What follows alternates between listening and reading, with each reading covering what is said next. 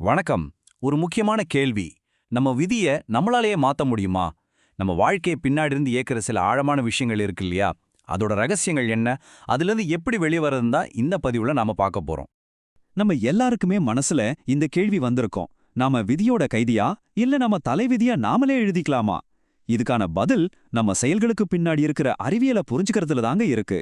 வாங்க இந்த பயணத்தை ஒண்ணா ஆரம்பிக்கலாம். நம்ம வாழ்க்கையில வர்ற எல்லா கஷ்டங்களுக்கும் எல்லா போராட்டங்களுக்கும் ஒரே ஒரு மூல காரணம் தாங்க இருக்கு. அது என்ன? அதத்தான் நாம இப்போ தோண்டி துருவி பார்க்க போறோம். அந்த மூல காரணம் தன்முனைப்பு, அதாவது நம்ம ஈகோ. இந்த பிரபஞ்சத்துல இருந்து நான் வேற, நான் தனி அப்படின்னு நினைக்கிற உணர்வு. நான் இதை செஞ்சேன், இது என்னோடது அப்படின்னு நாம சொல்ற ஒவ்வொரு தடவையும் இந்த தன்முனைப்பு தான் பேசிட்டு இருக்கு. இந்த ஈகோவுக்கு இரண்டே முகம்தான். ஒன்னு நான், இன்னொன்னு எனது.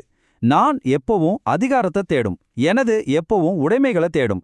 இந்த ரெண்டு சக்தி தான் நம்மளோட ஒவ்வொரு எண்ணத்தையும் ஒவ்வொரு செயலையும் பின்னாடி இருந்து இயக்கிக்கிட்டு இருக்கு. சரி, இந்த ஈகோ எப்படி ஒரு சங்கிலி தொடர் மாதிரி நம்ம வாழ்க்கையில கஷ்டத்தை கொண்டு வருது, அதோட ஒவ்வொரு ஸ்டெப்பையும் இப்ப நாம பார்க்க போறோம். வாங்க. இந்த நான் எனது அப்படிங்கிற அகந்தையிலிருந்து தான் இந்த 6 எதிரிகளும் பிறக்கறாங்க. பேராசை, கோவம், ஒரு விஷயத்து மேல இருக்கிற கடுமையான பற்று, முறையற்ற காமம், வஞ்சம், அப்புறம் நான் தான் பெரியவன் அப்படிங்கிற அந்த உயர்வு மனப்பான்மை. இவங்க தான் நம்மள ஆட்டி படைக்கிற கண்ணுக்கு தெரியாத சக்திகள். ஒரு செயல் எப்போ பாவமா மாறுது?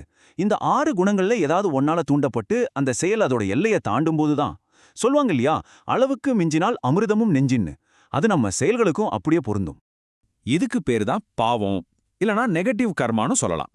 சிம்பிளா சொல்லணும்னா, நமக்கோ இல்ல மத்தவங்களுக்கோ இன்னைக்கு இல்லாட்டியும் என்னைக்காவது ஒரு நாள் கஷ்டத்தை கொடுக்கக்கூடிய எந்த ஒரு எண்ணம், சொல் இல்ல செயல், அதுதாங்க பாவம். இது ஒரு சிம்பிளான வினை விளைவு விதி, அவ்வளவுதான்.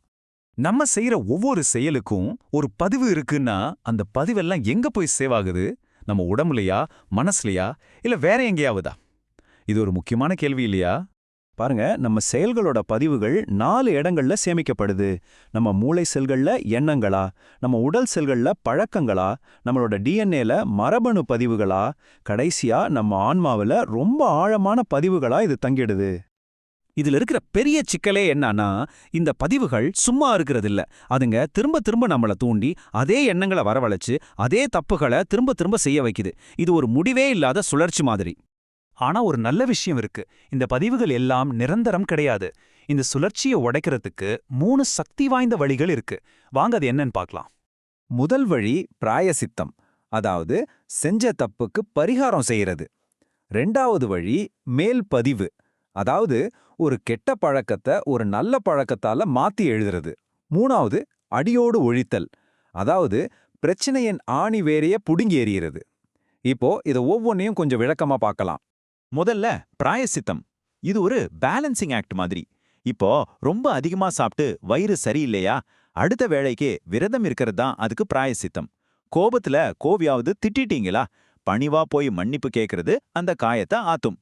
சிம்பிள். 2வது வழிதான் மேல்பதிவு, அதாவது ஓவர் ரைட்டிங். ஒரு கெட்ட பழக்கத்தை ஒரு நல்ல பழக்கத்தை வச்சு மாத்துறது. உதாரணத்துக்கு, ஒரு பழக்கம் உங்களை ஒரு குறிப்பிட்ட நேரத்துல தூண்டுதா, அதுக்கு கொஞ்ச நேரத்துக்கு முன்னாடியே வேற ஒரு நல்ல பழக்கத்தை நீங்க செஞ்சிட்டீங்கன்னா, காலப்போக்கில் இந்த புது பழக்கம் அந்த பழைய பழக்கத்தை ஜெயிச்சிடும். 3வது, இதுதான் ரொம்ப பவர்ஃபுல்லான வழி, அடியோட ஒழித்தல். இது அறிகுறிக்கு ட்ரீட்மெண்ட் கொடுக்கற மாதிரி இல்ல, நோயோட மூல காரணத்தையே அழிக்கிறது. அதாவது நம்மளோட எல்லா தப்பான செயல்களுக்கும் காரணமா இருக்கிற அந்த நான் அங்கிற ஈகோவை மொத்தமா கரைச்சிடுறது. இது தன்னை உணர்தல் மூலமாவோ இல்ல முழுமையான சரணாகதி மூலமாவும் தான் சாத்தியமாகும். சரி, இப்போ இந்த கர்ம பதிவுகள் எல்லாம் அழிக்கப்பட்டு அந்த ஈகோவும் கரைஞ்சு போனா என்ன நடக்கும்? கடைசி நிலை என்னவா இருக்கும்? யோசிச்சு பாருங்க. இந்த பயணத்தோட கடைசியில நம்ம புதுசா எதையும் அடைய போறதில்லைங்க. நம்ம மேல படிஞ்சிருக்கிற ஈகோ, கர்மா அப்படிங்கிற தூசியை தட்டி விட்டா போதும். ஏற்கனவே நமக்குள்ள இருக்கிற நம்மளோட உண்மையான தெய்வீக இயல்பு தானா வெளிப்படும். அதோட உச்சக்கட்டம் தான் இந்த மகத்தான வார்த்தை, மனிதனே தெய்வமாக மாறிவிடுகிறான். இதுதான் ஒவ்வொரு மனுஷனோட உண்மையான சாத்தியம். இந்த பதிவுல நம்ம பேசின விஷயங்கள் உங்களுக்கு ஒரு தெளிவை கொடுத்திருக்கோன்னு நம்புறேன். இந்த மாதிரி இன்னும் நிறைய ஆழமான தத்துவங்களை தெரிஞ்சுக்கணுமா? அப்போ இந்த விளக்கத்துக்கு மூலமா இருந்த கிராவிட்டி காட் ஸ்பிரிச்சுவல் ரியாலிட்டி அப்படிங்கிற யூடியூப் சேனலை மறக்காம சப்ஸ்கிரைப் பண்ணிக்கோங்க. உங்க ஆதரவுக்கு ரொம்ப நன்றி. வாழ்க வளமுடன்.